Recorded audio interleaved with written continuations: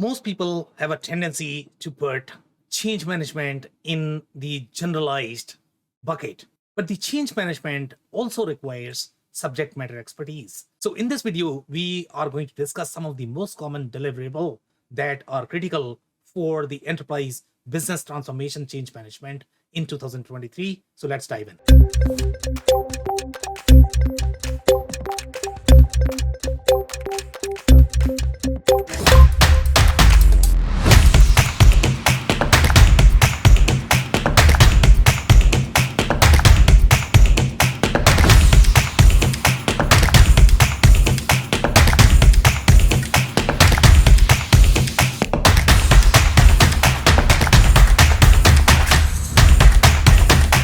Hello everyone, my name is Sam Gupta. I am principal at ElevatIQ.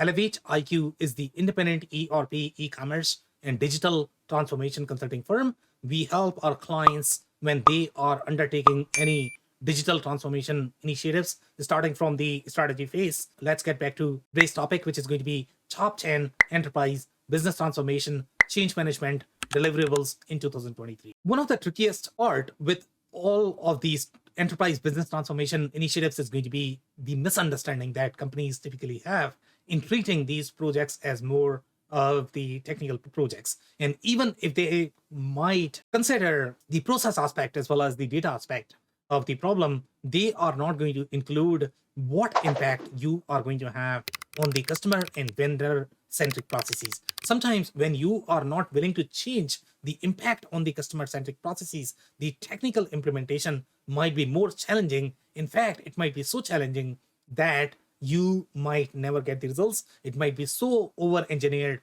that your employees may never use the system or adopt the system. Then you are not going to get the data. Then you might struggle with the financial insights as well. So there are specific deliverables for the enterprise business transformation engagements. So now let's look at the list.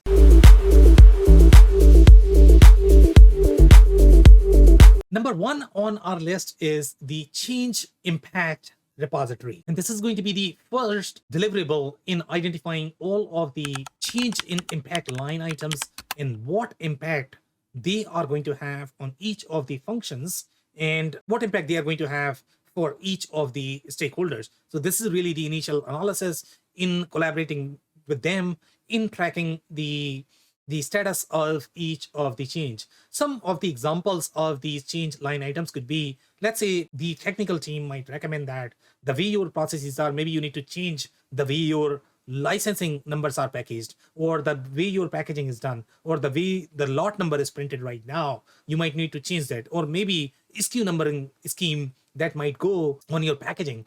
So all of these changes might drive the customer as well as the vendor centric processes, because you need to have impact on the existing packaging that you might have in the inventory. So depending upon the nature of the change, the impact could be significant in general. But this repository is going to help in tracking all of these line items and impact for each of the stakeholders, regardless of the function. And it is also going to document the impact for the customer as well as the vendor processes. So this is going to be one source of truth for all of the change items. So that's number one.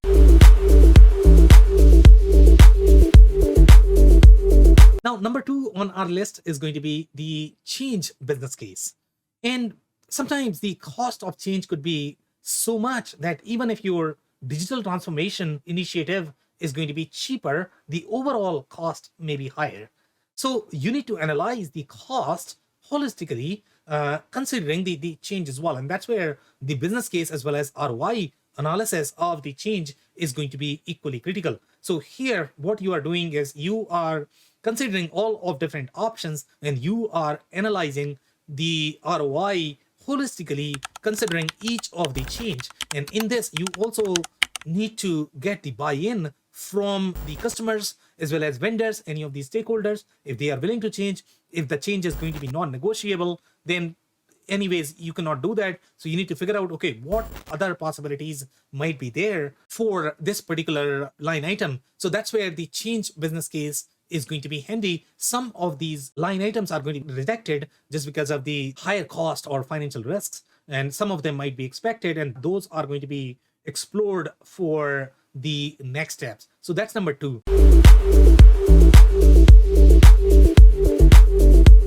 Now, number 3 on our list is the change transformation roadmap.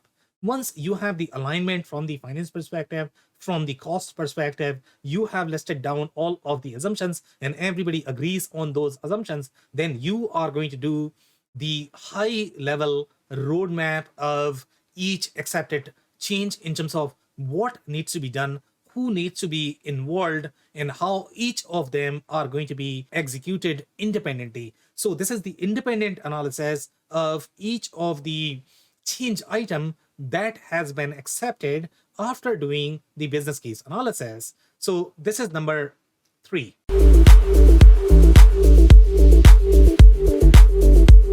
Now, number 4 on our list is going to be the change program dependency analysis. And some of these change items could be a large program in themselves, or they could be a large project. And some of them may have the digital implications, some might not have digital implication, but you need to have them at one place to be able to schedule, to be able to understand their cost. So this particular document is going to help you in understanding the dependencies of each of the changes, how the marketing is going to do their activities, how packaging is going to do their activities, how that lines up with your digital initiatives. They are going to have the inputs when they are going to be needing. So this is going to be the whole dependency analysis of all of the change items that you are going to have that have been accepted after the business case analysis. So that's number 4.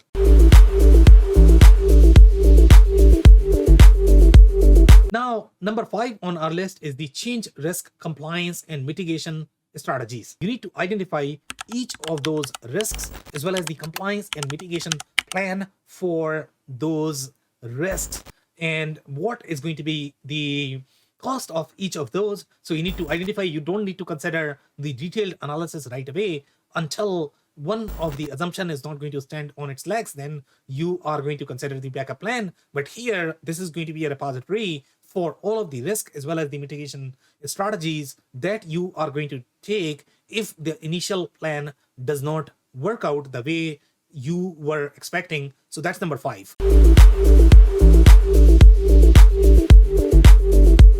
Now, number 6 on our list is the staff augmentation plan. And sometimes these initiatives could be very large, which might require additional resources or the skill set.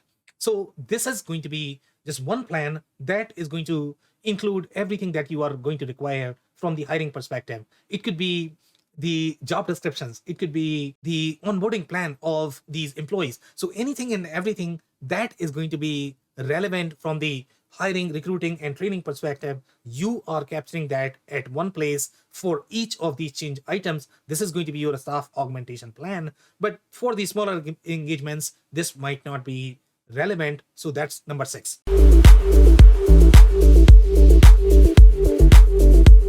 Now, number 7 on our list is communication plan. And this is one of the most critical item of your change management. So as part of the communication plan, you are identifying all of the touch points, all of different channels, the messaging, personas, stakeholder journeys, how you are going to be communicating. So you are putting together a plan, you are identifying all of different risks. Let's say if something fires back with respect to your communication, to make sure that customers are always going to be aware of them. Sometimes you might need to have some KPIs or the incentives to make sure that your customers and vendors as well as the employees are going to follow the communication plan, and the communication plan is going to work as per your expectation. So here you are capturing everything that is going to be required to implement the communication plan successfully as part of all of these change items that you had identified. That's number 7.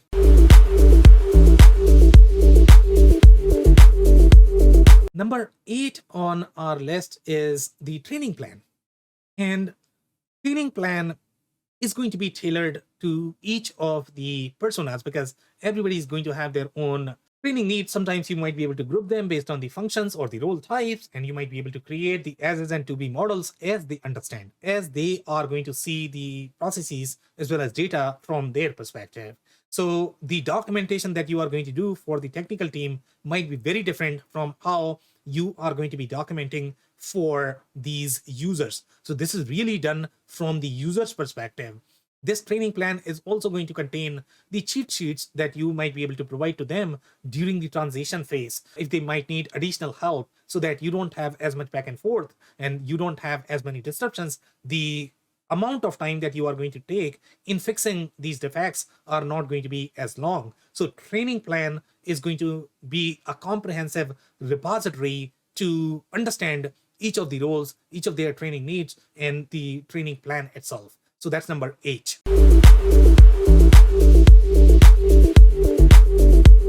Now, number 9 on our list is the change execution plan. And this is going to be the detailed plan how each of the change items that have been accepted are going to be delivered. If you are going to have a digital deliverable, then you need to have detailed plan for that as well, because that is going to go through development. So you need to do enough discovery along with your actual digital transformation project that you have. This is the additional item that you are delivering as part of your change initiative. So this might be a project in itself. Now, some items may be out of scope for the digital plan, but you still need to document this to understand the dependencies from the scheduling as well as from the costing perspective.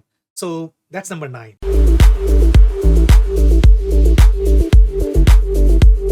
Now, number 10 on our list is the change readiness assessment. And the change readiness assessment is going to be super critical. And the reason for that is, before actually implementing the change, you need to make sure that users are comfortable. You need to read between the lines. Sometimes they might feel that they are ready, but they might not know what they are missing.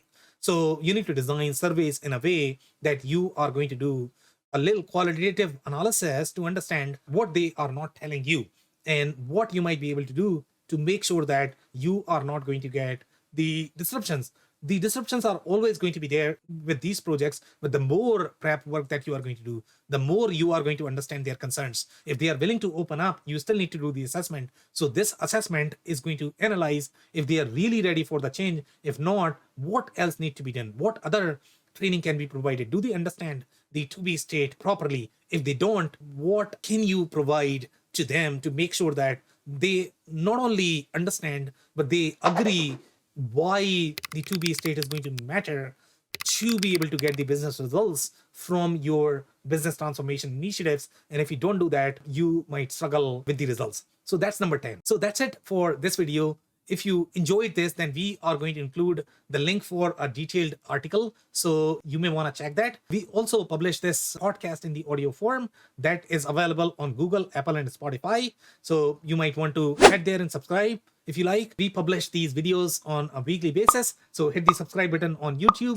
Also, if you have not checked our digital transformation report for 2023, we are going to include the link for that as well. On that note, thanks everyone for tuning in. I'll see you in the next one.